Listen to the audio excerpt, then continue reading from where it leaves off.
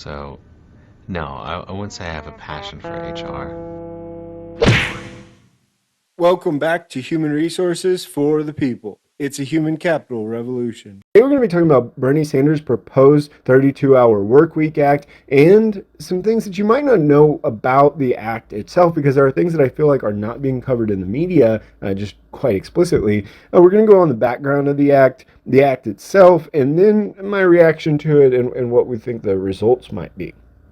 So as a background, the Fair Labor Standards Act of 1938 stands as the cornerstone of the labor legislation in the United States. It's a pivotal moment in the nation's history of workers' rights. It was enacted during FDR's presidency amidst the Great Depression, and it aimed to establish crucial protections for American workers. At that time, prior to that time, the Supreme Court had ruled that much of the act was unconstitutional for various reasons.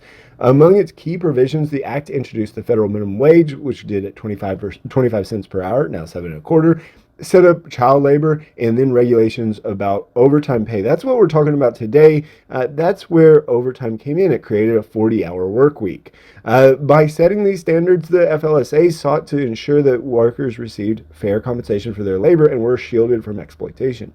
Over the decades, the FLSA has tried to adapt, has various amendments and revisions, etc., to the changing economic conditions and societal norms, but it's ultimately integral to the fabric of American labor law. That's why we're here today. So let's get into the act. Now, I will note, and you can see here, that there's also an act in the House, I believe, that's been sponsored by Takano, and it reads basically the same thing in the House, but let's go to Bernie Sanders' his Senate Act.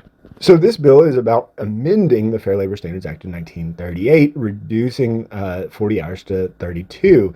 And so what it says ultimately is that for a work week longer than 32 hours, unless such employee receives compensation for his employment in excess of such hours at that rate, he should get at least they should get more than 1.5 times the regular rate that they're employed.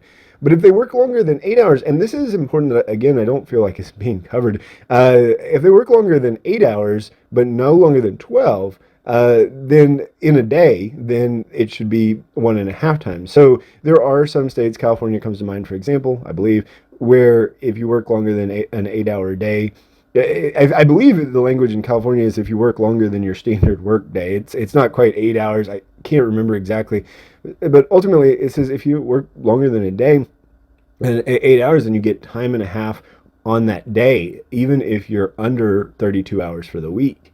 In addition, if you're working more than 12 hours, then it's double time on Bernie's call. For one, working longer than 12 hours, I think, is pretty rare. It's not a great safety look. It doesn't make a lot of sense. But regardless, under Bernie Sanders, he's proposing a double rate of pay at 12 hours in a single day. The other thing that I wanted to call out in this act that I find to be really interesting is that it it says, with respect to any employee described in the paragraph, the employer cannot reduce the total work week compensation rate, including the regular rate. So, and this is, some employers would be, I think, amenable to this, where, yeah, we would reduce your pay, but, you would get to work 32 hours a week. And Bernie Sanders says no to those employers. You cannot reduce their pay. They have to make the same amount of money, regardless of the hours that they work. Now, Bernie Sanders' press release said that it's an important step towards ensuring workers share in increasing productivity and economic growth driven by technological advancement. And other people are saying that the financial gains from artificial intelligence must benefit the working class. And I think that is an important part here, right? In a scenario where this happens, where we continuously see job cuts as a result of artificial intelligence, there is a world where it makes sense to reduce down to 32, because simply there's not enough jobs in the work week for everyone to have, as artificial intelligence chips away at that.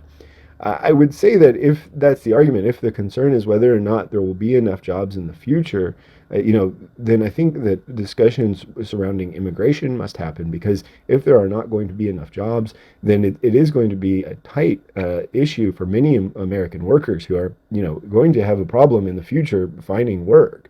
And so bringing more people in to have these discussions to participate in the workforce is going to be a tough sell. And then finally, I think, we know that Sanders has not been particularly successful in passing many bills. Frankly, most of his discussion here is about shifting the window, right? When you saw Fight for 15, for example, 15 is kind of a basic wage for the most part at this time.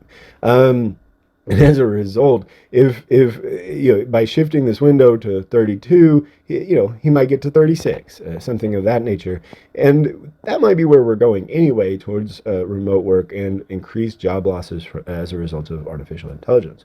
What do you think? Do you support Bernie Sanders' new law that he's passed? Let me know in the comments down below. Like, share, and subscribe, and we'll see you on the next video. But bye, guys.